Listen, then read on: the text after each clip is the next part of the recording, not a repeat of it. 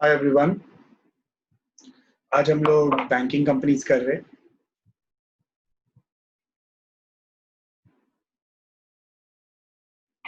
तो हम लोग बैंक्स के बारे में जानेंगे। बैंक के पास जो मनी आते हैं वो कहाँ से आते हैं? जो उनके पास डिपॉजिट्स करते हैं, अकाउंट होल्डर। फिर बैंक क्या करता है? वो पैसे बाहर लोन पे देता है। ठीक है, तो कहने से ये जो डिपॉजिट्स है बैंक के लिए लाइबिलिटी है, और जो बैंक बाहर देता है वो उसके लिए असेट्स है। किसी को देता है बैंक के लिए, वो क्या है? कस्टमर। अब सिंपल सा फंडा है, बैंक का मेन सोर्स ऑफ इनकम ही क्या है? एग्जाम्पल के तौर पे ऐसे बोल रहा हूं, एग्जाम्पल कि बैंक डिपॉजिट वालों को 4% इंटरेस्ट बोल के सामने समझो 8% या 9% इंटरेस्ट पे लोन देता है। तो जो बीच में अमाउंट आता है, जो रेट ऑफ इंटरेस्ट है, उसी से अपना बैंक रन करता है। ठीक है, ज्यादा कुछ है नहीं सर। बैंक में बहुत सारी चीजें होगी। हाँ बेटा, बैंक में जब बैंक इन लोगों को लोन देता है, किन लोगों को? ये बाहर जो भी है, किसी भी तरीके का loan, product loan, business loan, home loan, है ना, मोबाइल लोन, वही प्रोडक्ट लोन हो गया, होम अप्लायंसेस के लिए। तो ये पैसे आते कहां से? इन लोगों से ही आते हैं। क्लियर? अब कभी कभार जो कलेक्शन की बारी आती है बैंक को उन लोगों से, कलेक्ट नहीं होता, तो उन असेट्स को क्या बोलते हैं? वो सब जानना है अपने को, जिनमें टाइम लग जाता है। हम सुनते हैं बैंक का दिवाला निकल गया। वो दिवाला वर्ड कैसे आता है? क्यों बैंक कलेक्ट नहीं कर पा रही है जो भी उसने लोन बाहर दिया है? उन सब के बारे में जानने का। तो यहाँ पे देखो, बैंकिंग कंपनी में देखना है तो उनके फाइनेंशियल स्टेटमेंट को देखिए, यानी कि उनका एक format NPA provisions, non performing assets. जब हम लोग सुनते हैं ना बैंक का दिवाला हो गया, उसका मतलब होता है नॉन परफॉर्मिंग एसेट्स। वो एसेट्स जो मुझे कुछ कमा के नहीं दे रहे। क्या नहीं कमा के दे रहे? यानी कि उनका ईएमआई नहीं आ रहा है। ईएमआई नहीं आ रहा है तो मैं कलेक्शन नहीं कर रहा हूँ, कलेक्शन नहीं कर रहा हूँ तो मैं, बैंक का क्या होगा? धीरे धीरे फंडिंग स्टक हो जाएगा एक जगह पे। फिर ईसीजीसी कवर वो देखेंगे, इनकम रिकॉग्निशन वो देखेंगे, सीएआर वो भी देखते हैं, बिल्स फॉर कलेक्शन देखते हैं। अब हम लोग यहाँ से शुरू कर रहे हैं। एनपीए मैंने सब लिखा हुआ है, तुम लोग को ये सब धीरे धीरे लिखने का। ठीक है, एनपीए नॉन परफॉर्मिंग एसेट्स बोलते हैं। In general when there is an overdue for more than 90 days, such asset is known as NPA. जब कोई एसेट होता है जिसपे 90 डेज से भी ज्यादा टाइम लग जाए और उसका कोई कलेक्शन नहीं हो रहा है, तो हम लोग सीधा उसको फटाफट एनपीए में डालते जाते हैं, ताकि उनपे हम लोग ज्यादा ध्यान दे सकें कि भाई आपके इधर का फंडिंग क्यों रुक गया है। बैंक भी देखा है ना, 2 महीना, 1-2 महीने का ईएमआई बाउंस होता है तो तीसरा महीने तक के अंदर फटाफट देखते रहते, कॉलिंग लगी रहती है अपनी तरफ कि सर आपका ईएमआई नहीं आया अभी तक, ईएमआई नहीं आया अभी तक। बस For term loan, principal और interest is overdue for more than 90 days is an NPA. ये बहुत इंपॉर्टेंट है। टर्म लोन के लिए इंटरेस्ट, प्रिंसिपल हो या interest, is overdue for more than 90 days is NPA. Overdue 90 days, उसको हम लोग क्या बोलते हैं? NPA। फिर आगे जाते, ये सब आपको याद रखने पड़ेगा। Overdraft, cash credit. If one of the following three condition is satisfied, such an account is an NPA. इनमें से कोई भी एक अगर सेटिस्फाई हो जाए तो उसको हम लोग एनपीए बोलते हैं। बहुत सिंपल होते हैं, ज्यादा डिफिकल्ट नहीं है। एनपीए का आपको आई थिंक इतना तो समझ में आ गया होगा कि 90 डेज से ज्यादा हो जाए तो हम लोग उसको एनपीए में काउंट करते हैं। तो सर परफॉर्मिंग एसेट्स भी होते होंगे? हाँ, दो होते हैं, एक परफॉर्मिंग एसेट्स और एक non performing asset. Performing asset वो जो अभी भी बोलते हैं एकदम स्मूथली चल रहे हैं। क्लियर? और एनपीए वो जो स्मूथली नहीं चल रही। क्यों? क्योंकि सिर्फ 90 डेज से ज्यादा हो गया, उनका अभी तक कुछ आता पता नहीं। तो कुछ कंडीशन है ओवरड्राफ्ट और कैश क्रेडिट के लिए। कंडीशन ए बी सी, बहुत simple simple. Outstanding amount is greater than drawing power for more than 90 days. ठीक है। Condition B, where there are no credit in that account for more than 90 days. उस account में कुछ खाते में पैसे ही नहीं आ रहे, लाइक सैलरी से निकल गया, अभी जैसे लॉकडाउन की बात करें तो अगर कोई इनकम ही नहीं आ रही है तो वो काटेगा कहाँ से पैसा? वो भी बात है। Condition C, when credits are not sufficient to meet details for more than 90 days, ठीक है, यानी कि उसके अकाउंट में अगर पैसे आ भी रहे लेकिन उतना सफिशिएंट नहीं है तो भी 90 डेज का क्राइटेरिया। अब देखो ये point, bill discounting, when there is an overdue for more than 90 days it is called NPA. Bill discounting, अभी हम सबको पता है बिल डिस्काउंटिंग क्या है, बिल ऑफ एक्सचेंज। हम बैंक में जाते हैं, बिल डिस्काउंट कराते हैं, ठीक है। अब वो बिल जो दिया है वो 90 डेज से भी ज्यादा हो गया तो वो भी एनपीए में आएगा। अब आगे देखो क्या लिखा है, व्हेन एन असेट, अच्छा हाँ सुनो, अगर किसी को लग रहा होगा ये सर आप नीचे नीचे फटाफट स्क्रॉल करें, हमको लिखने नहीं हो रहा है, पॉज हो रहा है, सो इट्स ओके, मैं आपको पीडीएफ सेंड कर दूंगा, ठीक है, इन सब का आपको पीडीएफ सेंड कर दूंगा, आप आराम से इनको बैठ के लिखो। When an asset is declared as an NPA for next 12 months is called substandard asset. Sir मतलब इसमें भी कुछ है? हाँ बेटा ये देखो, ये थियोरी पढ़ने से अच्छा हम लोग इसको थोड़ा डायग्राम में देखते हैं फिर थियोरी पढ़ते। देखो बेटा, ड्यू डेट तक सब क्या होता है, स्टैंडर्ड एसेट, मतलब सब अच्छा चल रहा है, लेकिन जैसे ही 90 डेज ओवरड्यू होता है तो उसको क्या बोलते हैं हम लोग, एनपीए। क्या बोलते हैं, एनपीए, मतलब एनपीए की कैटेगरी शुरू हो जाती है। एनपीए की सर और भी अलग अलग तरीके से क्लासिफाई होता है, हाँ बेटा एनपीए 3 तरीके से क्लासिफाई होता है। सर कौन से, एक होता है सबस्टैंडर्ड एसेट, एक होता है डाउटफुल एसेट, और एक होता है लॉस एसेट। तो सर अभी इनको समझ में, हाँ कैसे देखिए, डायग्राम से समझो फिर हम लोग उसमें पढ़ते हैं। अगर एनपीए लिख के, एनपीए हो गया क्योंकि 90 डेज ओवरड्यू हो गया, एनपीए हो 90 डेज ओवरड्यू होने के बाद और 12 मंथ्स के अंदर उसको हम लोग क्या बोलते रहेंगे, सब स्टैंडर्ड एसेट। क्या बोलेंगे, सब स्टैंडर्ड एसेट। और सर 12 महीना भी बीत गया उसके बाद क्या बोलेंगे उसको हम लोग, फिर उसके बाद हम लोग उसको बोलेंगे डाउटफुल एसेट। क्या बोलेंगे, डाउटफुल एसेट। तो देखो इधर वही लिखा है मैंने, when an asset is declared as an NPA for next 12 month it is called substandard asset. मतलब जैसे ही वो एनपीए हुआ उसकी क्या डेजिग्नेशन हो गई, सबस्टैंडर्ड एसेट। और 12 महीने के बाद क्या होता है, वो डाउटफुल एसेट है कि नहीं। Loss assets are assets which has no chance of recovery.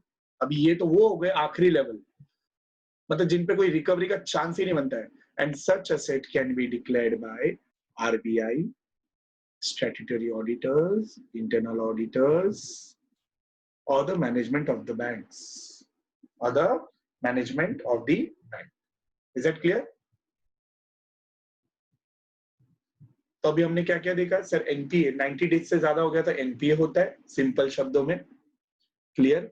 Sir हम लोग को ऊपर वाला कंडीशन एबीसी से ज्यादा इतना कुछ नहीं है बेटा, ये वाला ज्यादा इंपॉर्टेंट है समझना, जो मैंने इधर ही आपको डायग्राम दिख रहा है। मतलब जैसे ही सर 90 डेज के पहले वो एसेट्स को क्या बोलते हैं हम लोग, सब स्टैंडर्ड एसेट। क्या बोलते हैं हम लोग, मैं फिर से थोड़ा हाईलाइट कर रहा हूँ, नहीं ये 90 डेज के पहले वाले को हम लोग क्या बोलेंगे, सब स्टैंडर्ड एसेट। जैसे 90 डेज क्रॉस हो जाएगा उसको क्या बोलेंगे, एनपीए। और जैसे एनपीए चालू हो जाता है उनकी 12 महीने तक क्या उसका डेजिग्नेशन होगा, सब स्टैंडर्ड एसेट से हम उनको रिसेंबल। और आफ्टर 12 मंथ्स हम उनको क्या बोलते हैं, डाउटफुल, है क्या नहीं। और सर 12 महीने के बाद भी कुछ तो डाउटफुल हो गए, लेकिन कुछ क्या होते हैं, सीधा लॉस एसेट ही होते हैं। उनको कौन बोल सकता है, लॉस एसेट डिक्लेयर कौन करेगा, RBI, statutory auditor, internal auditor, और the management of the banks. Is it clear. Sir NPA के प्रोविजन, हाँ हर एसेट पे हम लोग को थोड़ा सा डाउट रहता है यार, कुछ भी बोलो कि इतना रिस्क है वो है, तो प्रोविजन तो मार के रखेगा, हर चीज का एक प्रोविजन बनता है बेटा। सर प्रोविजन कैसा है बेटा, देखो दो है, ध्यान से देखोगे तो क्या, एक सिक्योर्ड है और एक अनसिक्योर्ड है। स्टैंडर्ड एसेट में, standard even though it is a standard asset, तो भी हम लोग क्या रखते हैं provision 0.40%, whether it is secured और unsecured. I repeat, standard asset, ये याद रखना पड़ेगा आपको, एग्जाम में ये लिख के नहीं आएगा। हाँ, स्टैंडर्ड एसेट के लिए हम लोग प्रोविजन मारते हैं, सिक्योर्ड में कितना 0.40% और अनसिक्योर्ड के लिए 0.40%। वेयर एज सब स्टैंडर्ड के लिए सिक्योर्ड अगर एसेट होगा उसमें वो मतलब वो सब स्टैंडर्ड अगर सिक्योर्ड एसेट है तो कितना परसेंट है? 15%, और अगर अनसिक्योर्ड है तो 25%। क्लियर? डाउटफुल, डाउटफुल में भी क्राइटेरिया है, up to 1 year, 1 to 3 years के बीच में, और मोर देन 3 इयर्स। 1 साल के अंदर अंदर होगा तो कितना? सिक्योर्ड में 25, फिर बाद में 40 और 100। लेकिन अनसिक्योर्ड में अप टू 1 ईयर हो या मोर देन 3 इयर्स हो या 1 to 3 इयर्स के बीच में हो, इट्स डिफॉल्ट 100% प्रोविजन मार के रखते हैं। इज दैट क्लियर बच्चा? और लॉस ऑफ एसेट सिक्योर्ड हो या अनसिक्योर्ड 100% होता है। क्लियर छे?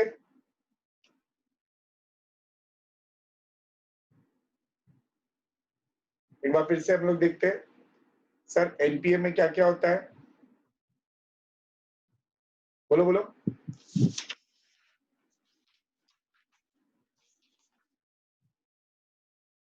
सब स्टैंडर्ड, डाउटफुल, लॉस। क्लियर? सब स्टैंडर्ड में दोनों की बात करेंगे, सिक्योर्ड अनसिक्योर्ड 0.40।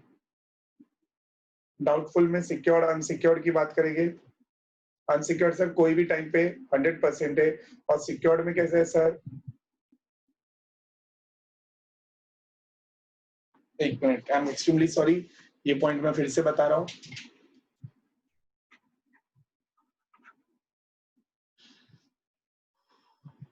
एनपीए, एनपीए में तीन बातें हैं, सब स्टैंडर्ड, डाउटफुल, लॉस।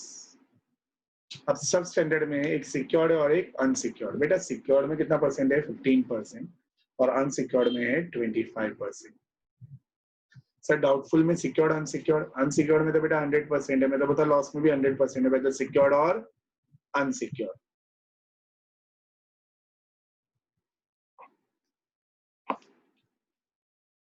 सो इधर सिक्योर्ड में क्या है? सिक्योर्ड में क्या बेटा? 25, 40 और फिर 100, याद रखना है ऐसा।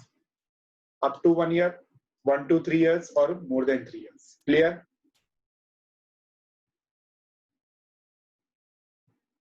और स्टैंडर्ड वाले के लिए क्या होता है? 0.40।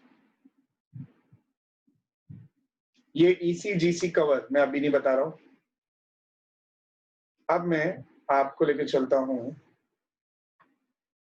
सबसे इंपॉर्टेंट पे, ये दो चीजों पे। चलो पहले इधर आते हैं, इनकम रिकॉग्निशन पॉलिसी, ये बहुत अच्छी चीज है, ये समझो, वो आएगा बेटा उसके ऊपर भी। ठीक है, ये दो चीजें समझना, क्योंकि इन्हीं के बेसिस पे हम लोग सम शुरू करने वाले कुछ। इनकम रिकॉग्निशन क्या होता है बेटा? अगर कोई चीज स्टैंडर्ड एसेट है, मतलब मैंने क्या समझाया था, स्मूथ फ्लो में चल रहा है एकदम स्मूथली। अब आपको ये तो पता है अक्रूवल बेसिस क्या होता है। फॉर एन एग्जाम्पल, एग्जाम्पल के तौर पे बोलता हूँ, मैंने आपको, समझो आप मेरे पास ट्यूशन पढ़ते हो, स्कूल कोई भी स्टैंडर्ड में मेरे पास आप पढ़ रहे हो, आपकी फीस है मेरे पास साल की 15,000, और आपने अब तक मुझे दिया है सिर्फ और सिर्फ 12,000। बताओ मैं अपना इनकम कितना लिखूं? ये फीस है, ये रिसिप्ट है, इतना अभी तक मुझे मिल चुका है, मैं कितना रिकॉर्ड करूं? 15,000 रिकॉर्ड करूं कि 12? I will record 15,000, because accrual basis क्या बोलता है, वेदर रिसीव्ड और not, it has to be record. भाई है तो सही ना, भले मैं उसमें 3,000 रुपया ऐड करके लिखूंगा आउटस्टैंडिंग इनकम, है कि नहीं? तो इसी को बोलते हैं हम लोग स्टैंडर्ड एसेट। स्टैंडर्ड एसेट क्या होता है? Income is recognise as on accrual basis. क्यों सर? वो ठीक चल रहा है ना एसेट, उसका आप इनकम रिकॉर्ड कर दो, भले वो मिला नहीं है तो भी।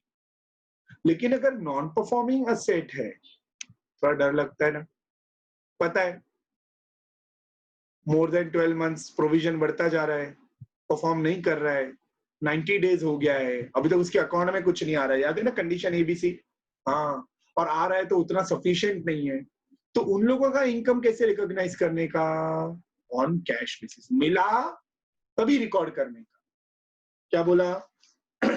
एनपीए के अंदर, नॉन परफॉर्मिंग एसेट के अंदर आई रिपीट, एनपीए के अंदर इनकम तभी रिकॉग्नाइज करो जब वो मिले कैश बेसिस, यानी कि रिसिप्ट होगा तभी। लेकिन स्टैंडर्ड एसेट में वो कौन से बेसिस पे आएगा? अक्रूवल बेसिस पे। क्लियर? ये बात याद रख। कोई डाउट? ये भी हो गया। अब ये कैपिटल एडिक्वेसी रेशियो क्या होता है? सॉरी, क्या होता है? अरे बेटा देख ध्यान से, ये एग्जांपल है।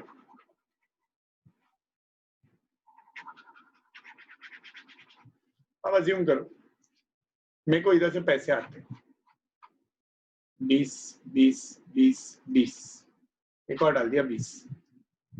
अब ये पैसा इधर से मेरे को डिपॉजिट हुआ है, तो मैं इधर किधर ना किधर किसी को ना किसी को कुछ ना कुछ तो दूंगा कि नहीं? तो ज्यादा नहीं, 3 लोगों में बांटा। 100 रुपया मेरे पास, इसको 60 दिया, इसको 15 दिया, है कि नहीं? और इसको 25 दिया। अब हुआ क्या? ये जो बंदा है ना, ये मुझे पैसा नहीं दे रहा है, तो क्या होगा? ये 2 लोग तो नहीं, सॉरी, कहना से इन लोग से तो कलेक्शन आ रहा है, इन लोग से कलेक्शन आ रहा है तभी तो मैं इन लोगों को वापस दे पाऊंगा। ये ए को, बी से पैसा आ रहा है लेकिन B1 B2 B3, ये B3 है ना, क्या कर रहा है? समझ ले डूब गया, नहीं दे रहा है पैसा, कुछ तो प्रॉब्लम हुआ। तो क्या होगा? डिपॉजिटर्स में कैन आई से ये 1 2 3 4 और 5, कैन आई से A5 को मैं पैसा नहीं दे पाऊंगा। अज्यूम करता हूँ इधर A5 को, A5 का पैसा अटक गया, उसमें से किसी और का भी कुछ अटक गया, तो ऐसे में बैंक को पहले से रेडी रहना चाहिए।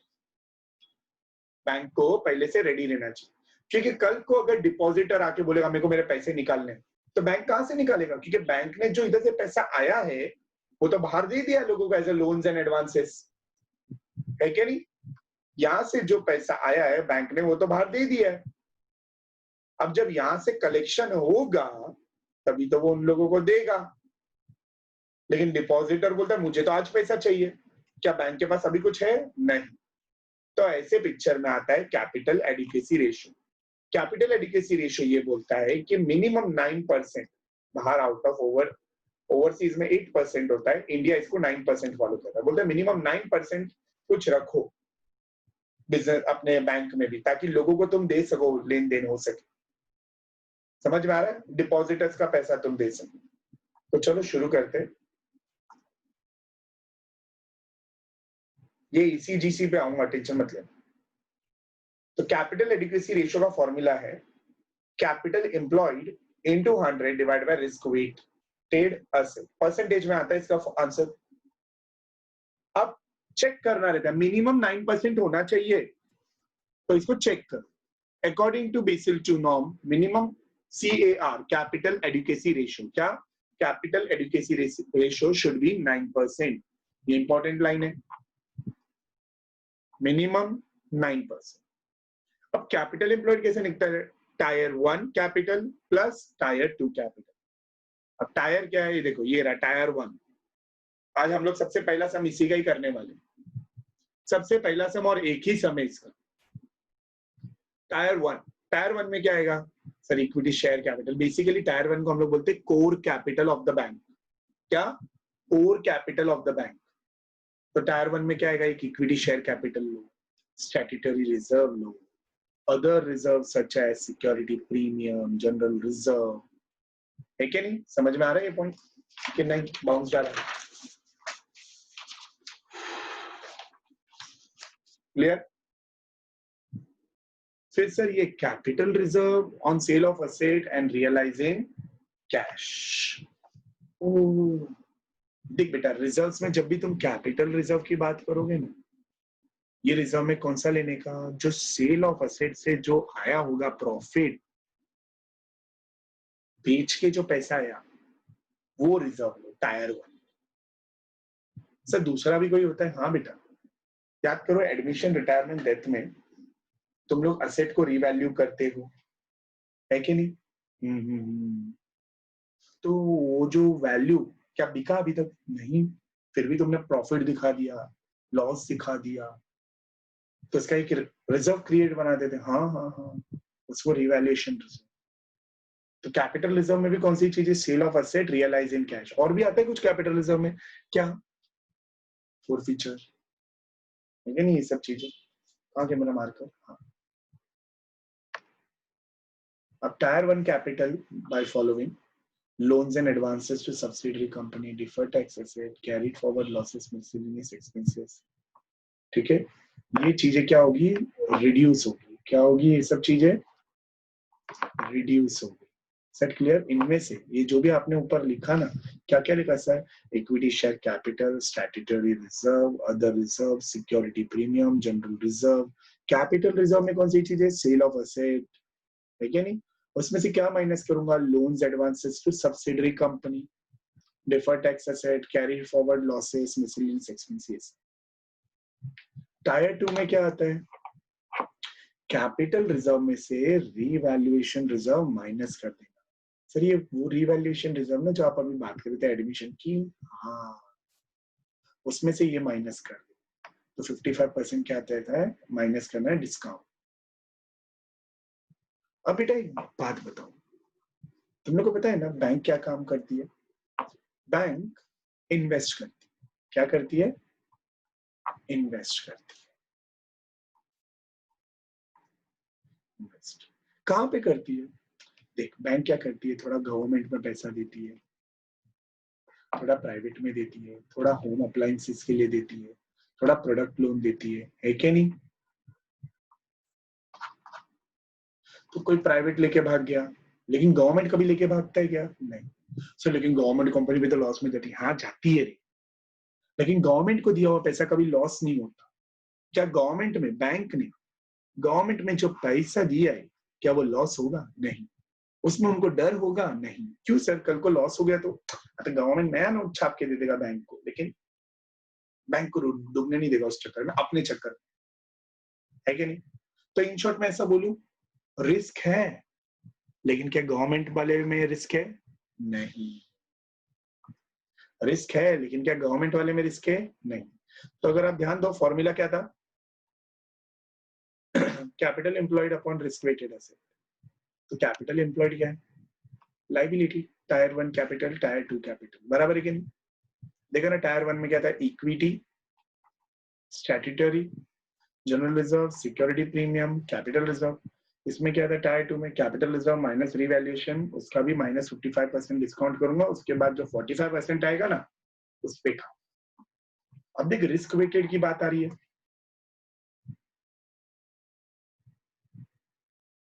As I told you, cash in hand जो है, जो ऑलरेडी आरबीआई में है, जो पैसा ऑलरेडी बैंक में, क्या उस पर कभी कोई रिस्क होगा? नहीं सर, उस पर कोई रिस्क नहीं, देख जीरो है ना।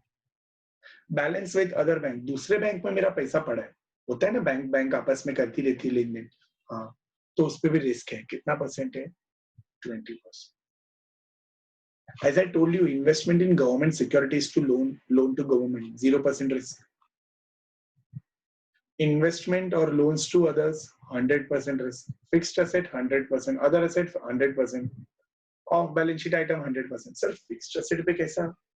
अरे तुम ही सोचना, उसको बेच के उतना पैसा मिलेगा क्या? जो देख, तुमको जो पैसा मिला उससे तुमने कुछ बनाया, एसेट एसेट, लेकिन अभी उसको बेचोगे तो क्या तुमको इतना मिलेगा? नहीं, यू आर नॉट श्योर कितना मिलेगा। तो इसलिए फिक्स्ड एसेट को 100% रिस्क पकड़ते हैं, अदर एसेट को 100%, off balance sheet item, basically सब कुछ 100% रिस्क पे है, सिवाय एक के। क्या? Balance with other bank. Clear छे? बाकी बात, तो चलो शुरू करते हैं सब। दिख रहा है ये? दिख रहा है सब। अब बेटा क्वेश्चन को ध्यान से देखो, मैंने सब ऐसे ही रखा है, टेंशन नहीं इधर उधर जाने की।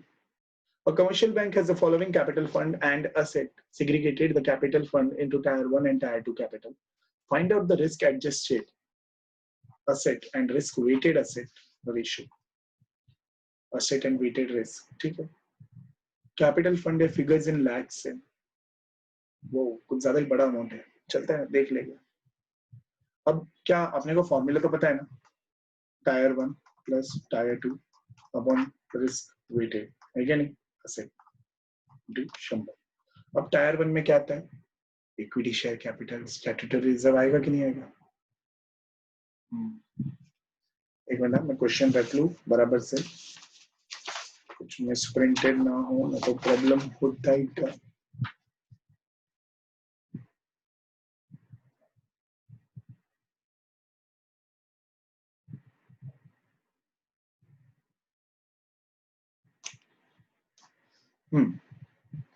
तो टायर 1 में क्या क्या आएगा बेटा, एक मिनट। ओके गाइस देखो ध्यान से, इक्विटी शेयर कैपिटल टायर 1 है, स्टैट्यूटरी रिजर्व टायर 1 है, कैपिटल रिजर्व जो कि है 1210 of which 280 lakhs were due for revaluation of asset। क्या एक्चुअली ये पैसा मिल चुका है 280 lakhs? नहीं। तो क्या करूंगा सर, 1210 में से 280 निकाल दूंगा, बचा कितना, 930। सर मैं 930 के ऊपर काम करूंगा, कैन आई से 930 इज टायर 1, है कि नहीं? फिर क्या सर, टायर 1 में और कुछ नहीं, नहीं ये तो असेट्स है ना नीचे। तो टायर 2 की बात करते हैं। टायर 2 का याद है तुम लोग को क्या बताया था, कैपिटल रिजर्व में से रिवैल्यूएशन रिजर्व निकाल दो। तो सर कैपिटल रिजर्व में से रिवैल्यूएशन रिजर्व बोले तो ये रहा 280। तो टायर 2 की बात करूं तो 280 तो ऑलरेडी है, लेकिन इसमें से कितना माइनस होगा, 55% डिस्काउंट है ना। सर ये डिस्काउंट क्यों, अरे बेटा ये रिवैल्यूएशन रिजर्व है, क्या इतना एग्जैक्टली प्रॉफिट होगा, नहीं, तो हम थोड़ा सा डिस्काउंट पकड़ के चलते हैं, कितना, 55। हाँ हमारा थोड़ा इतना ही होता है 55%। तो अभी ये 280 का 55% किया 154, जैसे ही 154 माइनस किया तो कितना आता है, 280 माइनस 154 126। ओहो, अच्छा टायर 1 का टोटल बताओ क्या क्या है। सर क्या क्या है टायर 1 का टोटल, देख एक है 4800, एक है 2800, सॉरी 48,000 है वो, 28,000 है, और ये है 930। तो भाई 48,000 28,930 76,930 आता है, प्लस 126 77,056। ये क्या है आपका कैपिटल, समझ में आ रहा है कि नहीं, कैपिटल एम्प्लॉयड। तो की बात, ये आपका कैपिटल एम्प्लॉयड, मैं इसको पूरी तरह सॉल्व करूंगा, ऐसे रफ में दिखा रहा हूँ। अब देखो इधर क्या लिखा है एसेट में, रिस्क वेटेड ढूंढना है ना, तो एसेट में देखो कैश बैलेंस विद आरबीआई कितना परसेंट, 0%, आरबीआई है ना, balance with other bank 20%, claims on bank 20%, other banks हो गया ना भी, अदर इन्वेस्टमेंट ए पूरा 100% लॉस है, प्रोविजन वैसे रिस्क है अपने को, guaranteed by government 0%, public sector 0%, others furniture वर्नीचर अदर एसेट 100 100 100, और ऑफ बैलेंस शीट आइटम भी कितना है 100। सर ये लॉसेस है, हाँ ये अपने को प्रोविजन है, क्लियर हुआ, पक्का। तो अभी इसका भी अगर तुम करोगे 1250 का 20% करो 250,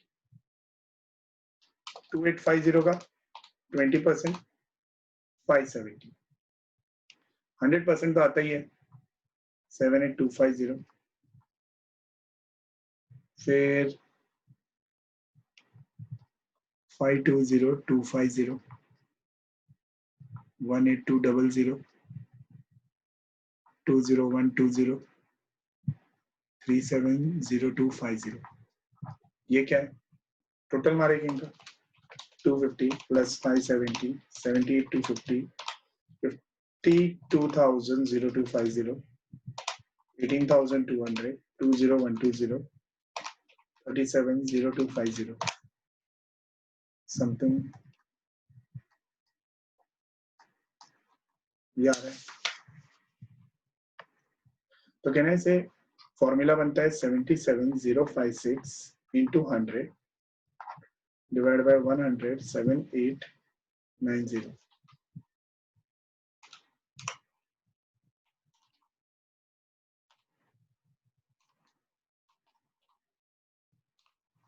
कितना आ रहा है आंसर? 7.645 अप्रोक्सीमेटली बोल सकता हूँ 7.65। तो एक्सपेक्टेड रेशियो कितना होना चाहिए? 9%। So the bank has to improve the ratio by introducing further tier 1 capital. Further tier 1 capital, core capital उनको बढ़ाना पड़ेगा बैंक। आई होप आपको अभी थोड़ा समझा हो। मैं अभी इसको सॉल्व करता हूँ।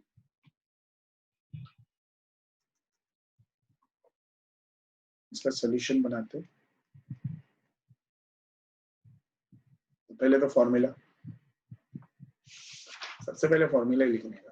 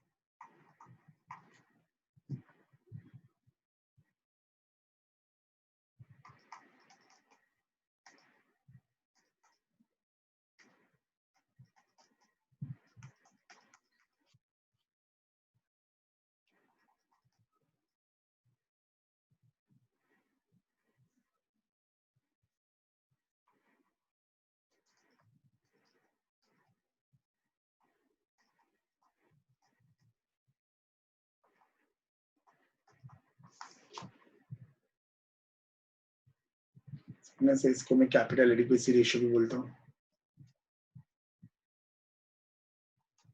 भरने का है मेरे को, ये मेरे को नीचे का आंसर मिलेगा।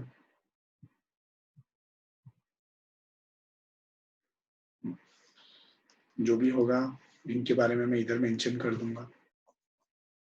अब वर्किंग बनाना। सर टायर 1 कैसे ढूंढा?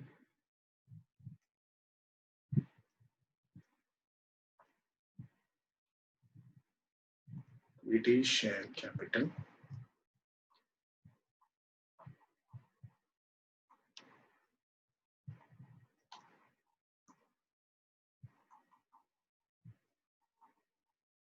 Capital reserve. कैपिटल रिजर्व है कितना? 1210 माइनस 280। तो वही तरीके से लिखूंगा और क्या।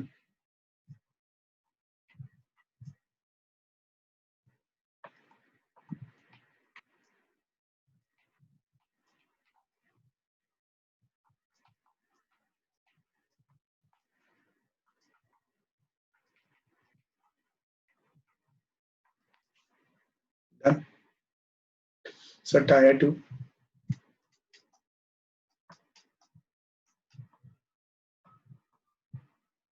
कैपिटल रिजर्व कितना है?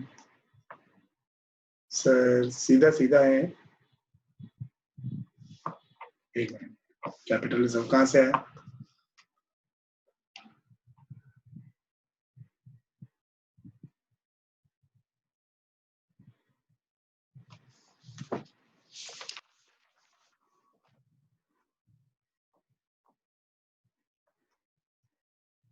टू 80। उसमें से 55% क्या है? Discount which comes to 154। कितना आता है? 126।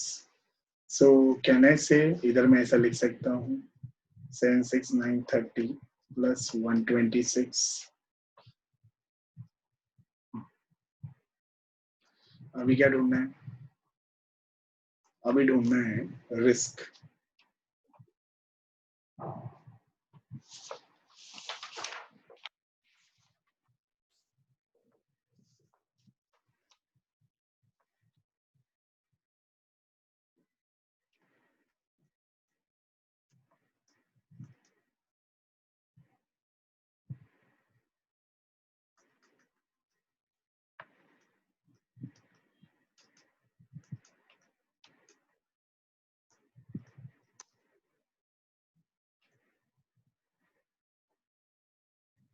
पहला क्या है?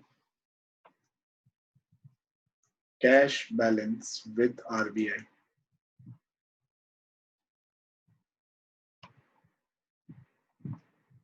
वो रेटी कितना परसेंट रिस्क है? 0। तो amount in lakh, amount in lakh. तो इधर कोई रिस्क है नहीं। फिर क्या है? Balance with other bank.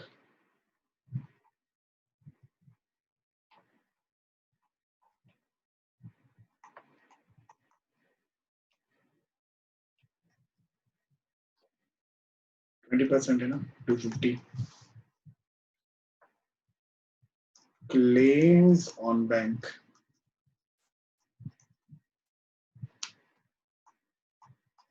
2850, 20% है, 570। अदर इन्वेस्टमेंट,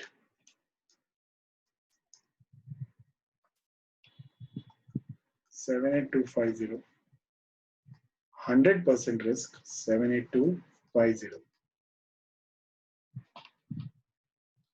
अब क्या है? Guarantee, loans and advances, loans and advances, ये तो हेडिंग है।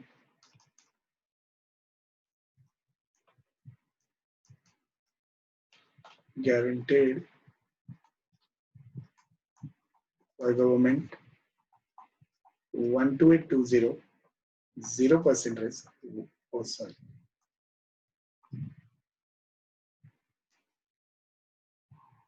Guaranteed by public sector,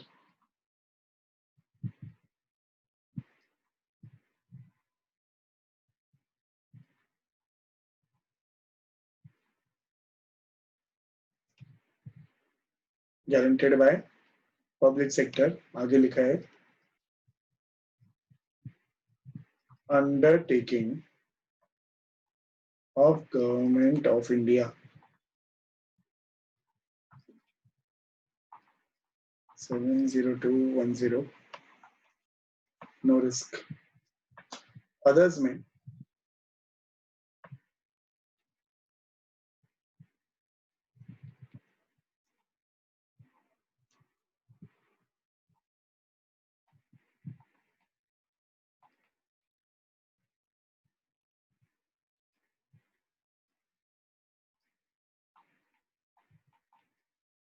100%,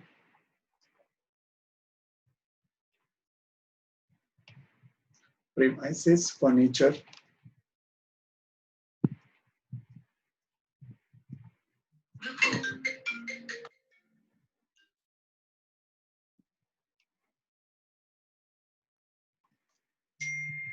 one eight two double zero, 100% loss, मतलब risk। other assets 20120, 100%, 201200। इन सबका टोटल हमने मारा था। एक और बाकी है, sorry, of balance sheet item क्या है? Acceptance, endorsement and later of credit, 370250, 100% is 370250, total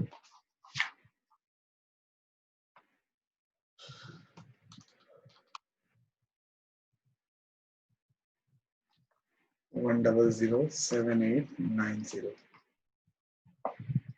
बस ये ऊपर दे देंगे।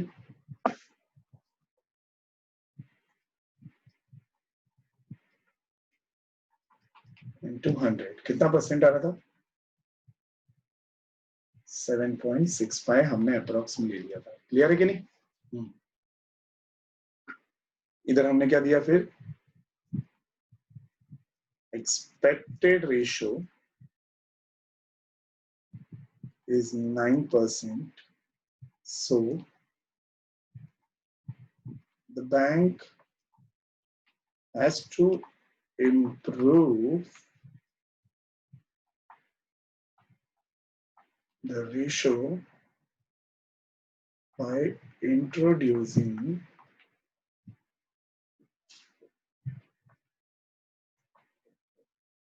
further tier 1 capital.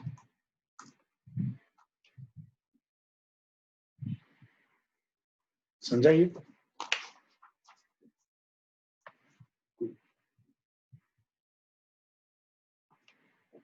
अब क्वेश्चन 2 पे आते हैं। देखो क्वेश्चन 2 क्या लिखा है?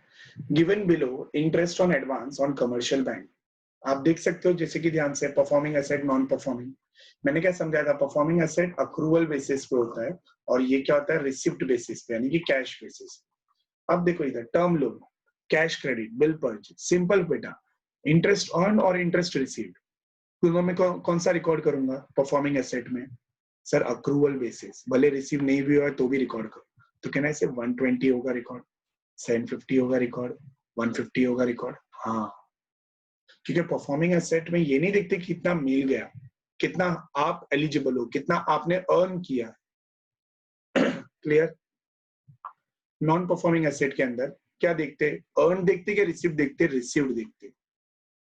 हो गया sir. Find out the income to be recognised for the year ended 31 March. समझे? तो इसका सॉल्यूशन बहुत इजी समझे बेटा ये सब।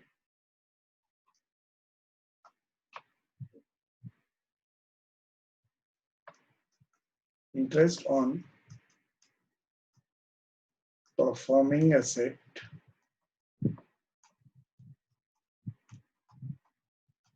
should be recognized on accrual basis। ये वापस इससे लिख रहे हैं बस याद करने के लिए। But sorry, interest on non performing asset should be recognized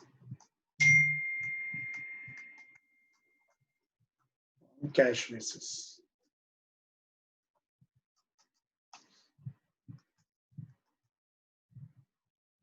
इधर आता है सर इसका आंसर। तो हम लोग ऐसा बोल सकते हैं, interest on term loan. Interest on term loan क्या क्या है? दो चीजें सर, एक वो 120 और एक वो 5, मिला के कितना? 125। इसको बोल सकता हूँ रुपीज इन लैक्स, है कि नहीं? दूसरा क्या है? Interest on cash credit and overdraft. क्या एक 150 1 है ना? नहीं 750 है। 750 है।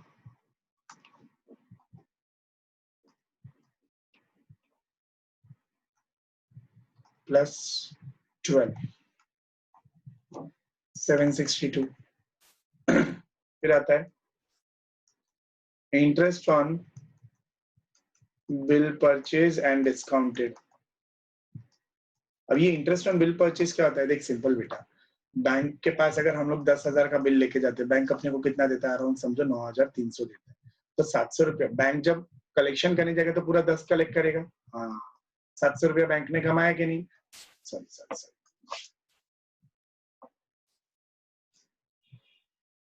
ये बैंक के लिए जो है ना 700, वो उसका इंटरेस्ट है, वही उसका इनकम है। ठीक है? तो कितना आएगा ये? 150 प्लस 20, 170 हो गया अभी। तो टोटल कितना कमाया इसने? 1057। कोई doubt? Find out the income to be recognise. Income to be recognise कितना है? 1057।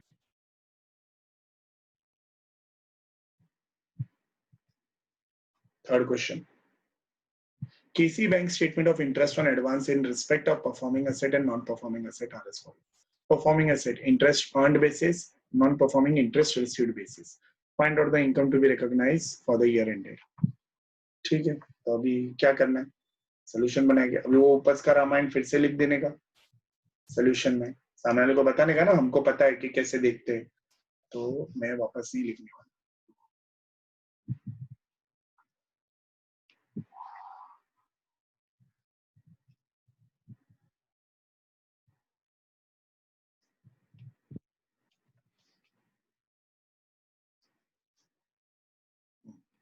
ये मेरे लिखे है ना. अब इसके अंदर लिखेंगे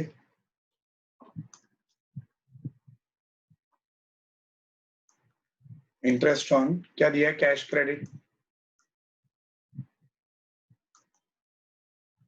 and overdraft, interest on term loan,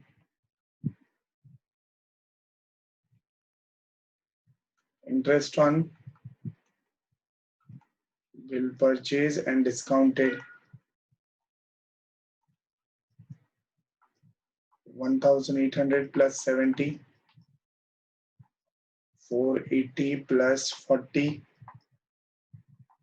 and 700 plus 36. कितना आता है? 1870, 520, 736. Total is 3126. इसको बोलेंगे rupees in lakhs.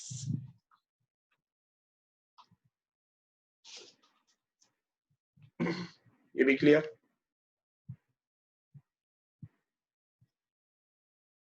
Find out the, सब दूंगा मैं आपको पीडीएफ इसका, ठीक है, पीडीएफ ही दूंगा.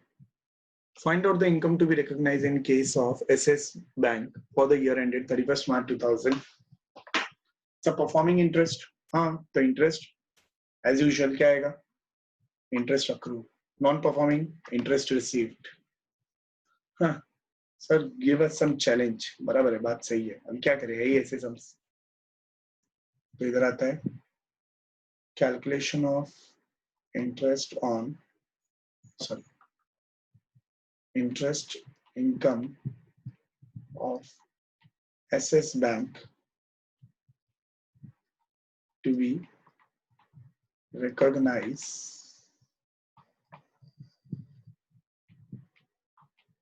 for the year ended 31st of March 2000 and, तो क्या बनाएंगे? बनाने के लिए तो मैं वैसे भी बना सकता हूँ, लेकिन इधर हम लोग ऐसा प्रेजेंटेशन एक देख रहे हैं और कुछ नहीं, ठीक है, ध्यान से देखो. टर्म लोन, सर क्या टर्म लोन, तो लिखा इधर इंटरेस्ट ऑन, सर थियोरी थोड़ा बड़ा दे लिया, interest accrued on performing asset, interest received on non performing asset. खत्म. अक्रूड कितना, सॉरी अक्रूड कितना है? 240. क्लियर?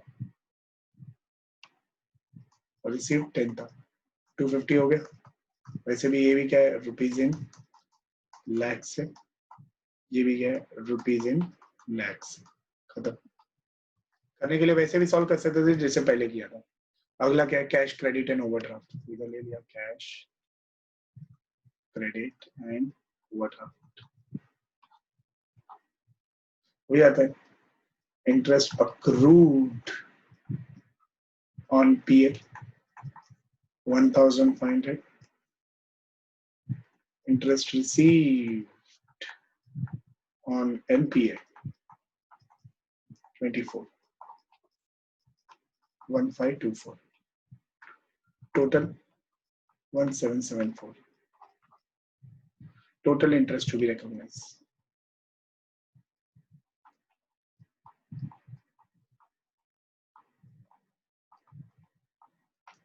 Is that clear?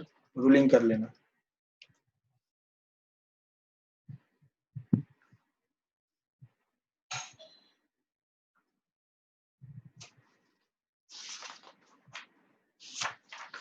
अब आपके सामने क्वेश्चन 5 दिख रहा है ना, थोड़ी देर होल्ड करो इसको। ओके गाइस, चलो होल्डिंग टाइम कंप्लीट। अभी हम लोग इस सम को पढ़ते हैं, इसी को अभी सॉल्व करते हैं। क्या लिखा है? On 31st of March, there is an unsecured loan. Unsecured loan rupees 8 lakh का है, ठीक है, 8 लाख का एक अनसिक्योर्ड लोन है। Fine. To Shri Pankaj in the loan ledger. ओहो, तुमको पता है लेजर? अभी हम लोग सब लोग पता है ये सब चीजें करते हैं, जर्नल एंट्री। बैंक तुमको पता है क्या मेंटेन करता है? Ledger maintain. बैंक क्या मेंटेन करता है? लेजर। सर ऐसा क्यों? क्योंकि देखो बेटा, बैंक को हर बार ये जानना जरूरी है कि उनके कस्टमर का, उनके डिपॉजिटर्स का लेजर का क्लोजिंग बैलेंस क्या है। बराबर है कि नहीं? क्योंकि अभी जर्नल एंट्री पास करते बैठेंगे, डोंट यू थिंक दिन में कितने सारे ट्रांजैक्शन होते होंगे?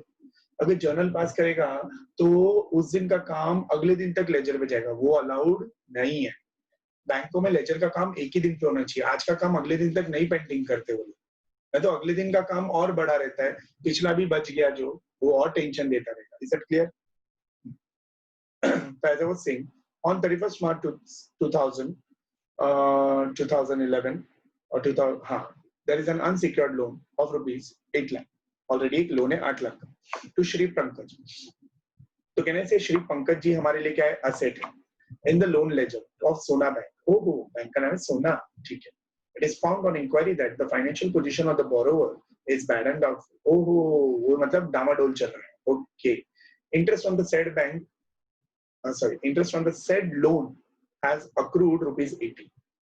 उसके ऊपर 80,000 का एक accrued interest is yet to be recorded. चलो पहले उसको रिकॉर्ड ही कर लेते हैं, ठीक है नहीं? सबसे पहला काम वही करना चाहिए था। 31st of March 2011। सर इसकी एंट्री क्या होगी? सिंपल है, इंटरेस्ट है तो पंकज हमारा डेटर बढ़ गया ना, Pankaj loan account debit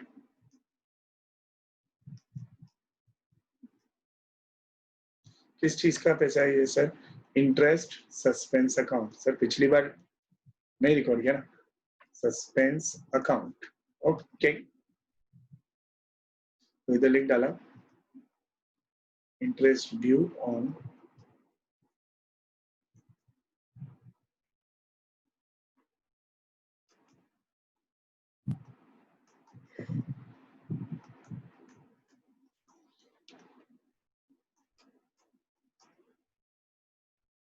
done. आगे क्या लिखा था? And is yet to be record during 11-12। ओ मतलब नेक्स्ट ईयर। ओहो ओहो, 2011 2012। आगे का ये, the bank is able to realize only 80% of the outstanding amount. outstanding amount कितना होगा सर? 8 लाख प्लस 80,000 कितना होता है? 8,80,000। इसका 80% निकालो, वो अपन रियलाइज कर पा रहे। तो अभी इसकी एंट्री होगी bank account debit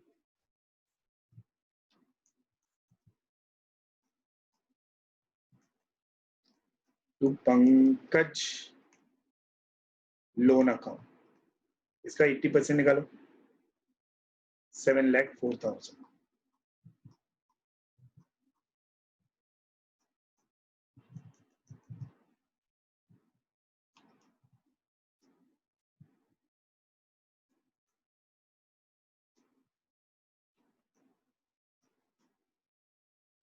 %80 of the loan, sorry, total loan amount and interest accrued, that is 8 lakh plus 80,000।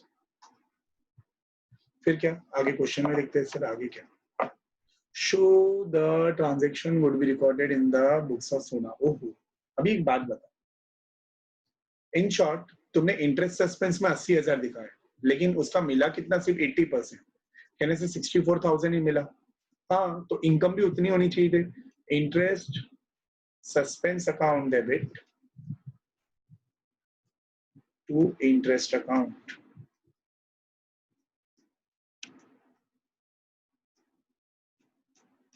तो बचा हुआ क्या है? लॉस है ना अपने लिए। Amount received against the suspense account.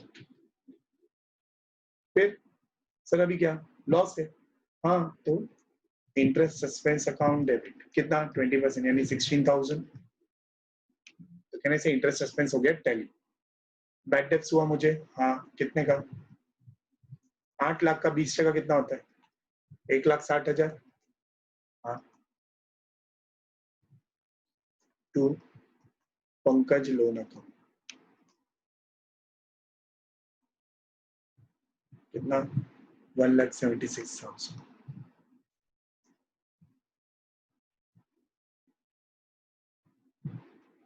Unrecovered portion of the interest reserved and the balance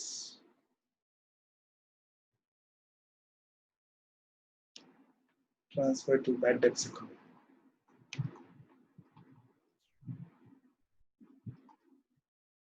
Cool. I hope ये भी समझा।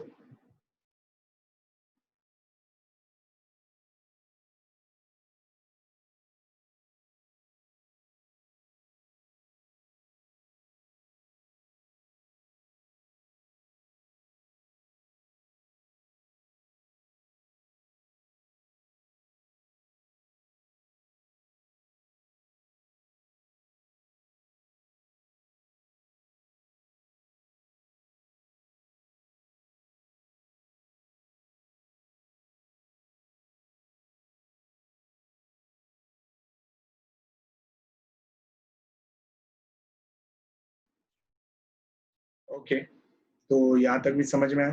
Next question number 6। देखो इधर क्या दिख रहा है? स्टैंडर्ड, सब स्टैंडर्ड, डाउटफुल, लॉस। याद है कि नहीं? तुमको याद है? मैं एक बार रिवाइज कर लेते। एक होता है स्टैंडर्ड। स्टैंडर्ड यानी परफॉर्मिंग एसेट होता है, ठीक है। नॉन परफॉर्मिंग एसेट में आता है सब स्टैंडर्ड, डाउटफुल, लॉस। अब स्टैंडर्ड में सिक्योर्ड हो या अनसिक्योर्ड, कितना 0.40% लगता ही है। सब स्टैंडर्ड में, सब सिक्योर्ड में और अनसिक्योर्ड में कितना लगता है?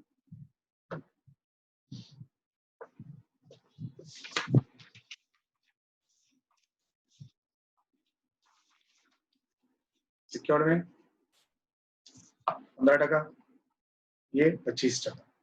डाउटफुल में अप टू 1 ईयर 25, वो भी सिक्योर्ड की बात चल रही है। फिर 40, फिर 100। लेकिन अनसिक्योर्ड में ऑलवेज 100% एनी ईयर, और लॉस में भी 100%। Is that clear? शुरू करते हैं।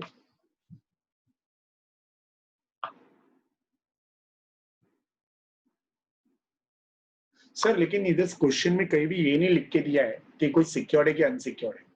हाँ, तो हम लोग क्या अज्यूम करेंगे? It is secure. क्या अज्यूम करेंगे? सिक्योर। तो अभी शुरू करते हैं इसका कंप्यूटेशन ऑफ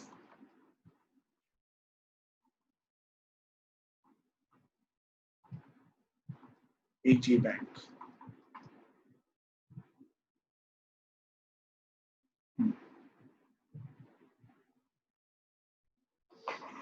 इसका भी थोड़ा सा रूलिंग मेरे को करना पड़ेगा। सॉरी, आप लोग का इधर थोड़ा टाइम जा रहा है।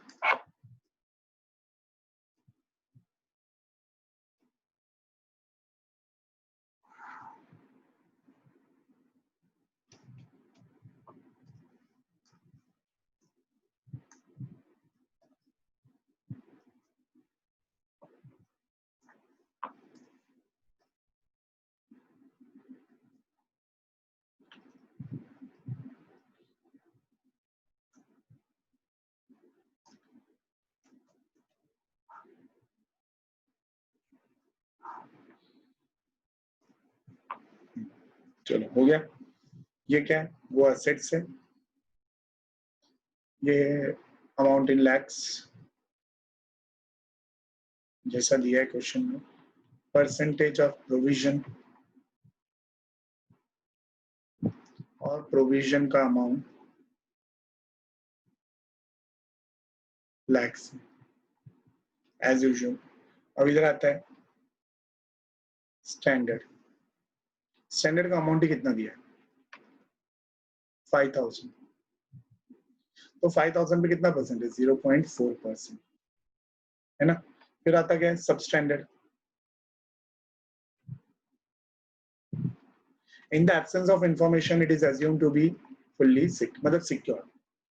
क्या अज्यूम करें हम लोग सिक्योर, तो 15%। फिर ये है doubtful for 1 year,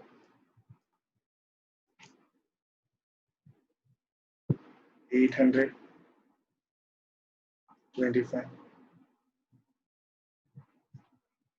3 year 640, more than 3 years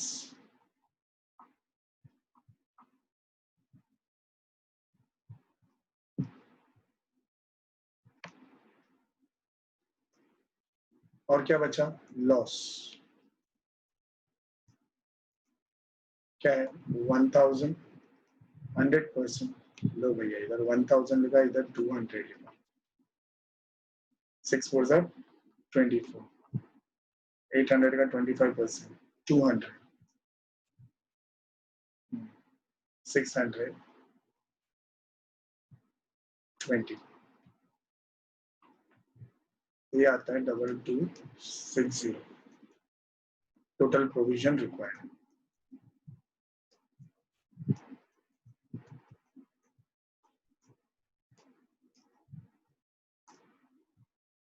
इधर लिख दे रहा हूं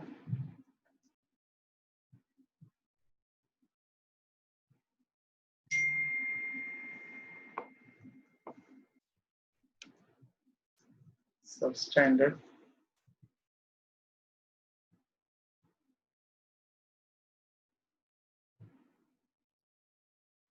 and doubtful debts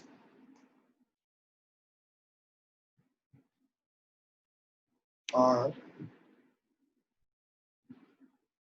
assumed fully secure। ठीक है,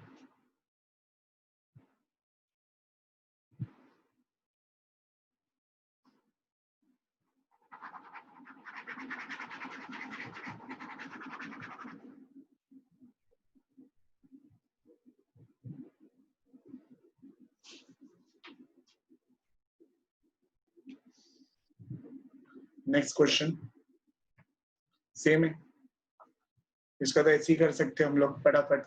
देखो स्टैंडर्ड कितना परसेंट है 0.4, सब स्टैंडर्ड 15%, ये डाउटफुल फॉर 1 ईयर कितना है ये 25%, है ना। और for 2 to 3 years 40%, more than 100%। लेकिन इसमें पढ़ते हैं, लेकिन क्या लिखा है for more than 3 years secured by mortgage of plant, secured by mortgage of plant, वो तो ये थोड़ा सॉल्व कर लेते हैं। लिखा सिर्फ इतना है सिंपल, इसको अगर स्प्लिट करेंगे secured by mortgage of plant यानी कि 2000 में से 600 रुपया सिक्योर्ड है और 1400 रुपया अनसिक्योर्ड है। फर्क क्या पड़ता है, मोर देन 3 years है तो दोनों पे 100% ही लगना है, बस प्रेजेंटेशन में थोड़ा अलग अलग दिखाना पड़ेगा और कुछ नहीं। Loss of asset 100%। क्लियर कर सकते हो कि नहीं, मेरे को हाँ सुनाई दे रहा है, थैंक यू। आई रिपीट, फिर से बोलता हूँ, देखो ऐसे दिखाना स्टैंडर्ड असेट, सब स्टैंडर्ड, डाउटफुल असेट के अंदर 1 ईयर वाला, 2 to 3 years वाला, फिर इधर दिखाना मोर देन 3 सिक्योर कितना 600, उसके ऊपर 100%, उसका आंसर 600। फिर वही मोर देन 3 अनसिक्योर्ड, समझे 1400, 100% और 1400। Is that clear everyone?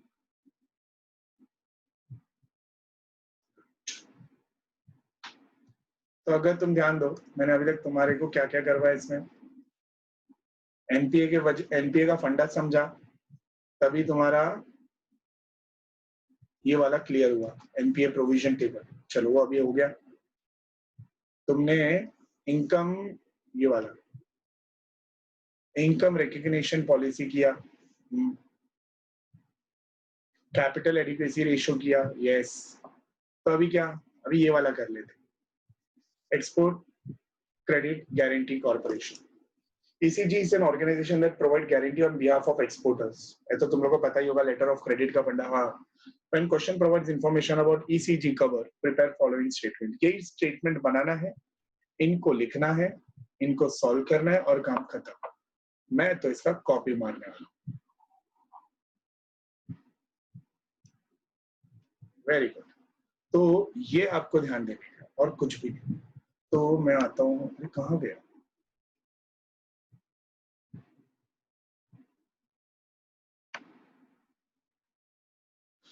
दिख रहा है क्वेश्चन नंबर 8? हाँ दिख रहा है सर, दिख रहा है ना, अच्छी बात है, दिखना ही चाहिए, दिखाई रहे वो सब चीजें। क्या लिखा है? आउटस्टैंडिंग बैलेंस कितना दिया? 4 लाख रुपीज दिया, कुल। ठीक है, तो कहने से लोन अमाउंट आउटस्टैंडिंग कितना है बेटा? रुको मैं कुछ चीजें लब कर लूं, क्योंकि कुछ चीजें लब करनी पड़ती, कुछ चीजें लब नहीं करनी पड़ती। तो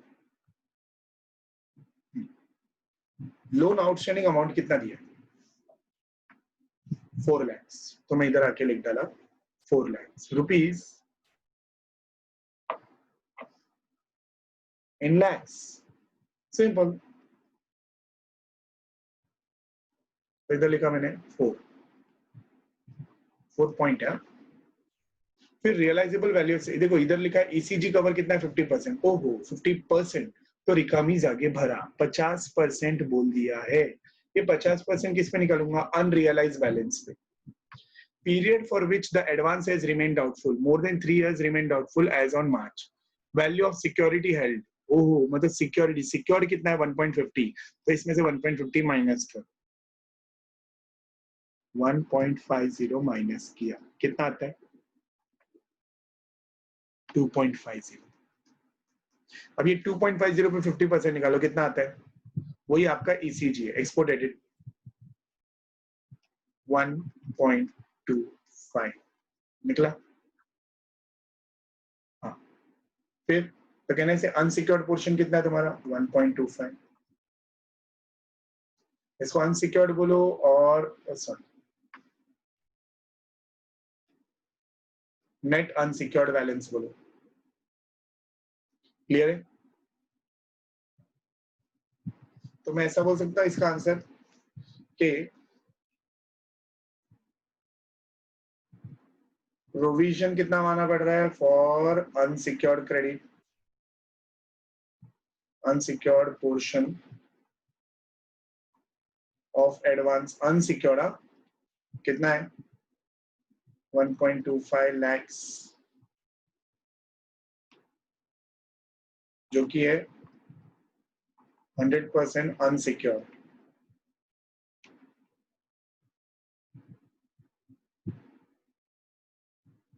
फिर इधर आता है प्रोविजन फॉर सिक्योर्ड। सिक्योर्ड के लिए कितना प्रोविजन बनाओ?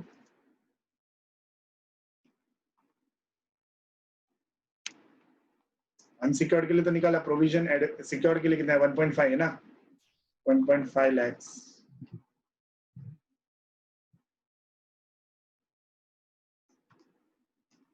At the rate 100% of the secured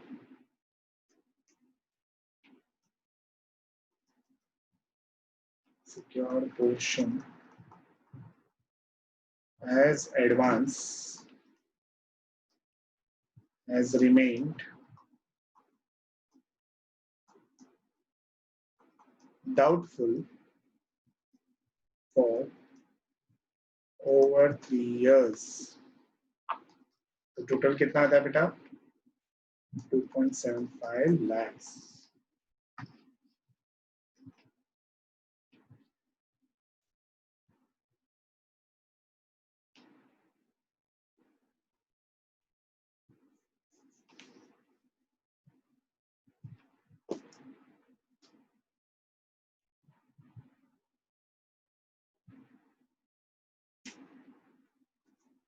चलो ये हो गया। अभी देखो अगला क्वेश्चन 9, ये अभी इधर ही सॉल्व करते हैं। इसको मैं ऐसा बोलता हूँ सोल्यूशन, क्वेश्चन पढ़ रहा हूँ मैं, सिर्फ टेबल ऐसे सिर्फ रेडी कर रहा हूँ। Provision required to be made on 31st of March 2000 something। ठीक है, क्या लिखा? Outstanding balance is 4 lakh, ECG cover is 50%। ठीक है। Period for which the advance has been remain doubtful more than 3 years, doubtful. ठीक है। Value of security held realisable value only 80%, उसको बेच के कितना आएगा? 1.5 लाख, 1.5 लाख है नहीं, 1.50 लाख। अब 1.50 में रियलाइजेबल कितना? ओनली 80%। ठीक है, तो देखो अभी इधर क्या लिखता हूँ, इधर लिखा मैंने आउटस्टैंडिंग बैलेंस कितना है? 4 लाख। इसमें से क्या? Less value of securities held 80% of 1.5 lakhs, तो 1.20 माइनस होगा।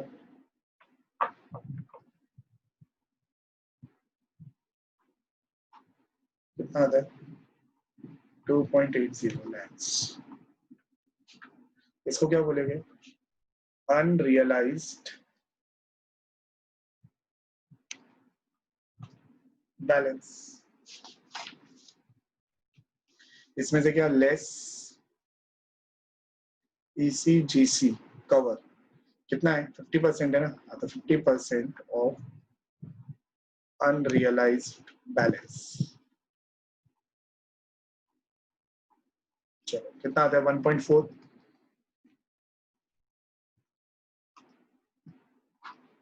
1.4 लाख ही बचा, इसको बोलते हैं नेट अनसिक्योर्ड। सॉरी,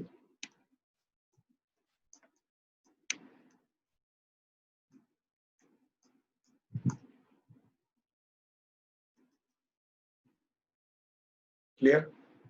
अब मैं ऐसा बोल सकता हूँ, ये देख आंसर इधर ही हो गया, अभी बस इधर लिखना है। प्रोविजन फॉर अनसिक्योर्ड पोर्शन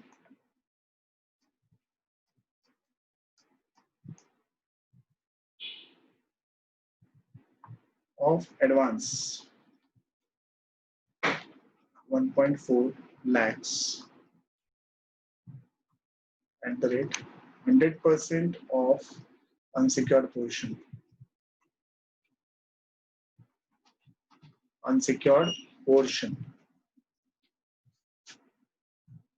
फिर यहाँ पे आएगा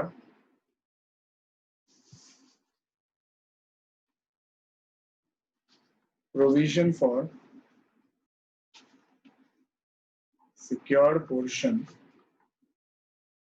of advance 1.20 lakhs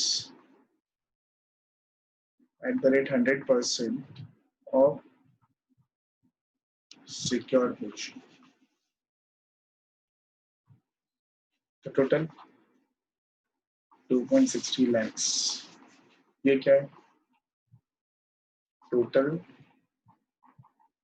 provision to be made।